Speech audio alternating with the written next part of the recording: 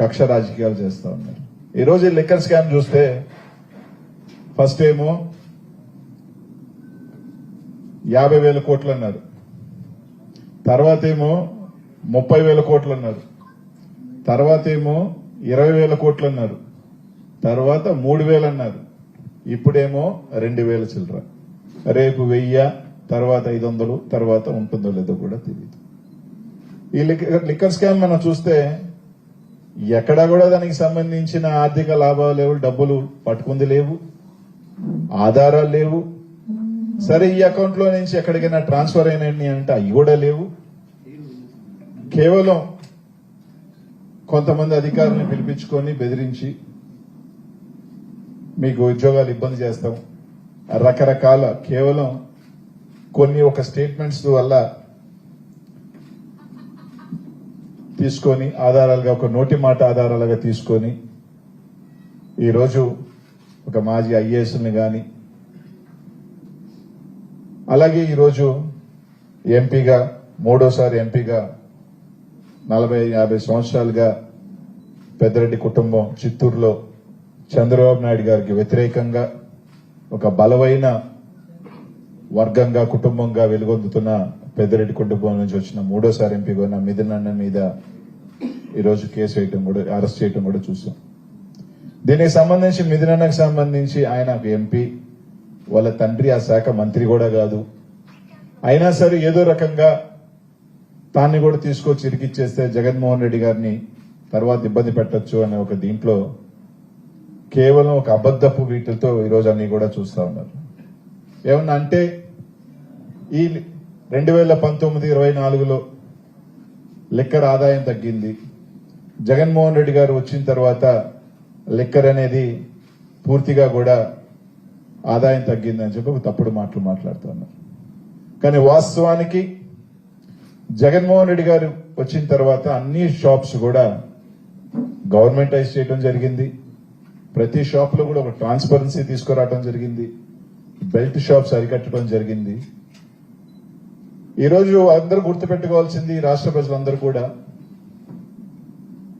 అదే చంద్రబాబు నాయుడు గారి 2000 దిగిపోయేటప్పటికి లిక్కర్ ఆదాయం 16,500 కోట్లు అయితే, జగన్మోహన్ రెడ్డి గారు దిగేటప్పటికి దాదాపు 24,500 కోట్లు, అంటే దాదాపు 8,000 కోట్లు పెంచు. అలాగే జగన్మోహన్ రెడ్డి గారి హయాంలో వీళ్ళు చెప్తున్నట్టు ముడుపులు తీసుకున్నాడు డిస్టిలరీస్ నుంచి అని మాట్లాడుతున్నారు. చంద్రబాబు నాయుడు హయాం మీరు చూస్తే 2014-2019లో కేసుల అమ్మకం, ఎన్ని కేసులు అమ్ముడు పోయిన లాస్ట్ లో చూసినా కూడా జగన్మోహన్ రెడ్డి గారి హయాం కన్నా ఎక్కువ. ఎవరైనా మనకి డబ్బులు ఎందుకు ఇస్తారు? నా ఎక్కువ అమ్మితే, నాకు ఎక్కువ ఆదాయం వస్తే మనకి డబ్బులు ఇస్తారు. నేను 100 కేసులు అమ్మేది నాకు 120 కేసులు అమ్మే అవకాశం కల్పిస్తే నాకెవరైనా డబ్బులు ఇస్తారు. అదే చంద్రబాబు నాయుడు హయాం కన్నా కూడా కేసులు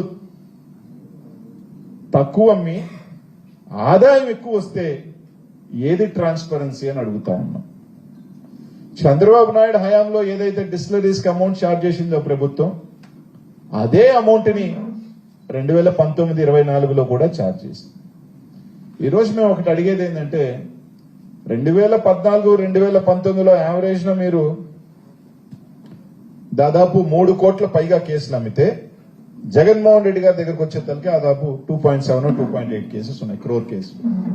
అదే రేట్తో అప్పుడు అమ్మారు, అదే రేట్తో డిస్టిలరీ ఇప్పుడు అమ్మారు అన్నప్పుడు ఆదాయం, వైఎస్ఆర్ కాంగ్రెస్ పార్టీ వచ్చినప్పుడు ఆదాయం వచ్చింది, మీరు వచ్చినప్పుడు ఆదాయం తక్కువైంది. అంటే ముడుపులు వాస్తవానికి మీరు తీసుకున్నారు. అదే సంబంధించి 2023లో చంద్రబాబు నాయుడు గారి మీద, అప్పుడున్న మంత్రి గారి మీద కేసు బుక్ చేయడం కూడా జరిగింది. ఈరోజు చంద్రబాబు నాయుడు గారు ఆ కేసుని, ఆయన మీద ఉన్న 7 బెయిల్స్ వేసిన కేసుల్ని ఏదో విధంగా తగ్గించుకొని, ఏదో విధంగా వాటిల్ని మాఫీ చేసేసుకొని, ఏదో విధంగా దాన్ని ఇది చేయాలని దాంట్లోనే ఈరోజు ఒక లిక్కర్ స్కామ్ అని చెప్పి తీసుకురావడం జరిగింది.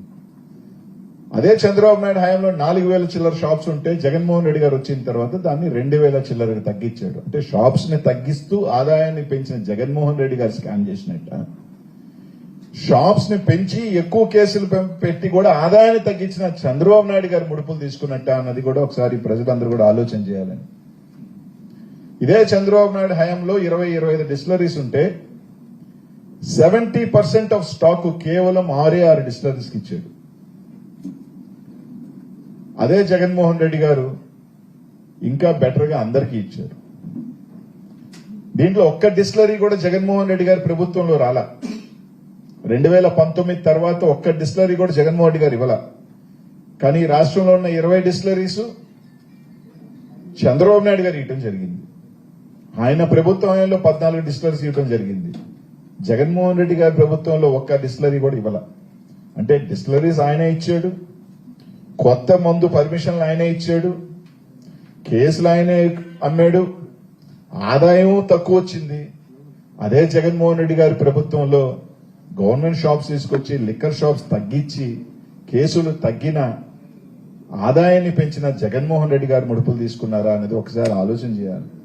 ఎందుకంటే నాకు డబ్బు ఎక్కువ వస్తే నేను డబ్బులు ఇస్తా, నాకు డబ్బులు ఇక్కడ చూస్తే రివర్స్ జగన్మోహన్ రెడ్డి గారి మీద కేసు, ఒక కక్ష రాజకీయాలు, ఏదో విధంగా నలుగురిని అధికారం తీసుకురావటం.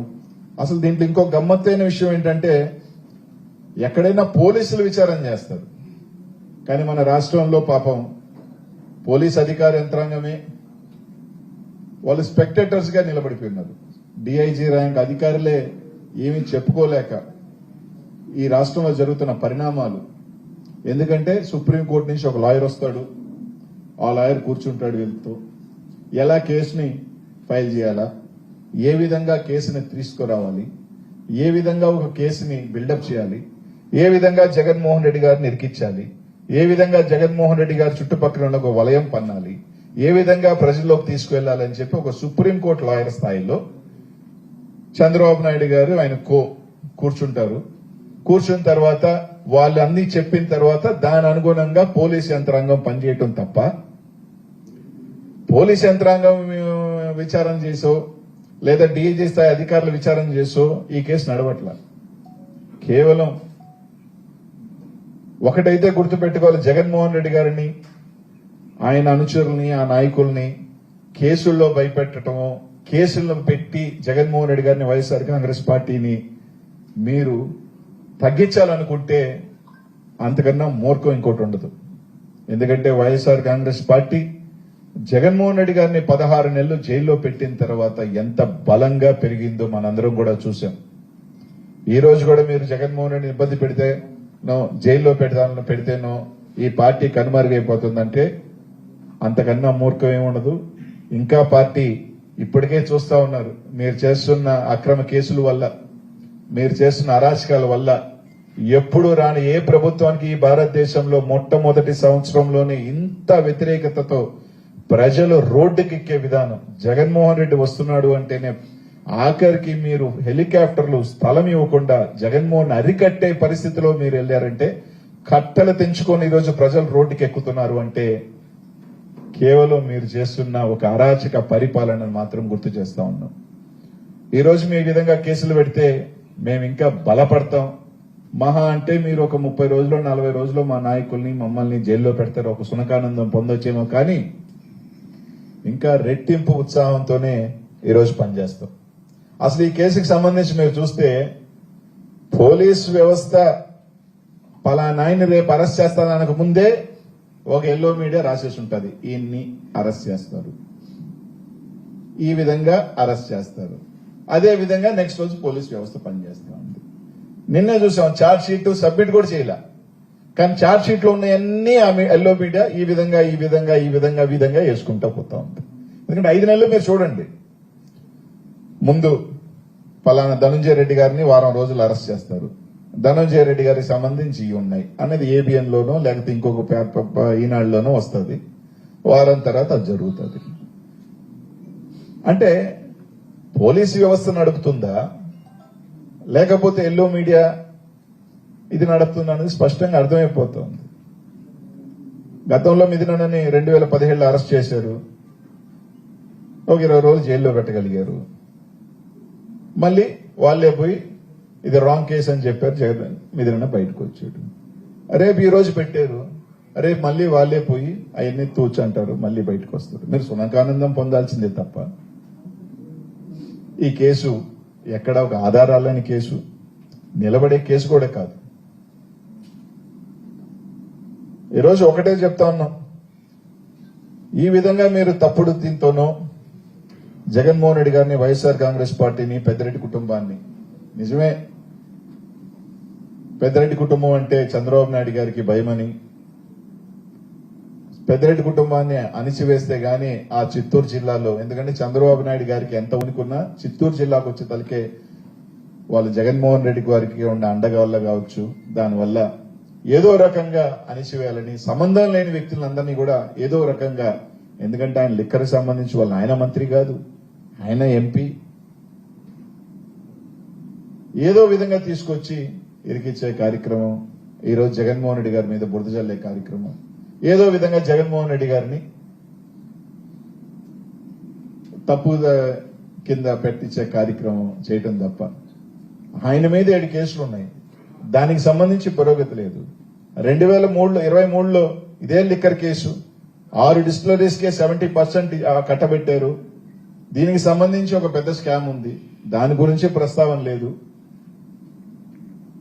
ఏమీ లేదు, ఎక్కడ ఆధారాలు లేవు, ఎక్కడికి సంబంధించి ట్రాన్సాక్షన్స్ క్లారిటీ లేదు. ఏమంటే ఎలక్షన్స్ ఖర్చు పెట్టేశారంట, సింపుల్, అయిపోయినాయి కదా ఎలక్షన్స్, ఏదంటే డబ్బులు ఏంటంటే ఎలక్షన్స్ ఖర్చు పెట్టేశారు. అంటే ఆధారాలు లేకుండా ఒక వేగ్ అలిగేషన్స్ ఈ రాష్ట్రంలో. ఒకటైతే చెప్తా ఉన్నాం, ఈరోజు మీరు ఎన్ని అరాచకాలు చేసినా, ఎన్ని కేసులు చేసినా వైఎస్ఆర్ కాంగ్రెస్ పార్టీ ఇంకా బలంగా వస్తుంది. జగన్మోహన్ రెడ్డి గారు ఇంకా ధైర్యంగా, కార్యకర్తలు అందరూ కూడా ఇంకా రెట్టింపుతో, ఇంకా లోపల ఉన్న కార్యకర్తలు అందరూ కూడా ఇంకా బయటికి తీసుకొస్తున్నారు. మీరు ఇంకా బలంగా వస్తాం. తప్పకుండా ఈ కక్ష రాజకీయాలు, ఒకటైతే చెప్తా ఉన్నాం, ఈరోజు పోలీస్ యంత్రాంగం అంతా కూడా ఆలోచన చేస్తా ఉన్నారు. అధికారం శాశ్వతం కాదు, రేపు వాళ్ళు వస్తారు. అందరు గుర్తుపెట్టుకోవాల్సింది, మళ్ళీ ఇదే పోలీస్ అధికార యంత్రాంగం ఉంటుంది. ఇదే పోలీస్ అధికారులు మళ్ళీ కూడా ఏ ప్రభుత్వం చెప్పినా వింటారు. ఇదే పోలీస్ అధికారులు ఏదైతే ఈ రోజు మీరు అనుకున్నట్టు మీకు కొమ్ము కాస్తారో, ఇదే రేపు ఇంకో ప్రభుత్వం, మా ప్రభుత్వం వస్తుంది, అప్పుడు కూడా ఇలాగే జరుగుతాయి. ఈరోజు పోలీస్ అధికారులే మాకు ఎస్పీ స్థాయి పోస్టులే మాకు వద్దురానైనా మేము వెళ్ళిపోతాం అంటున్నారు. మమ్మల్ని రిలీవ్ చేయండి జిల్లాలో నుంచి, మేము కావాలంటే లూప్ లైన్ లోకి వెళ్ళిపోతాం, ఎవరైనా ఎస్పీ పోస్ట్ కంటే మేము వస్తాం అని చెప్తారు. అట్లాంటిది మాకు పోస్టింగే వద్దు, మేము లూప్ లైన్ లోకి వెళ్తామని అని ఎస్పీలు ఉన్నారంటే ఎంత దారుణాలు జరుగుతున్నాయన్నది ప్రజలు కూడా అర్థం చేసుకోవాలి. ఒకటైతే చెప్తాం, చంద్రబాబు నాయుడు గారికి అంత సీనియరు,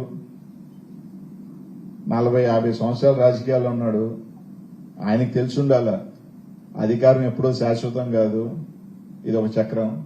ఈరోజు నువ్వు ఉన్నావు, మొన్న మేమున్నాం, రేపు మళ్ళీ మేము వస్తాం. ఇచ్చినప్పుడు ఖచ్చితంగా అంతకంత ఉంటుంది.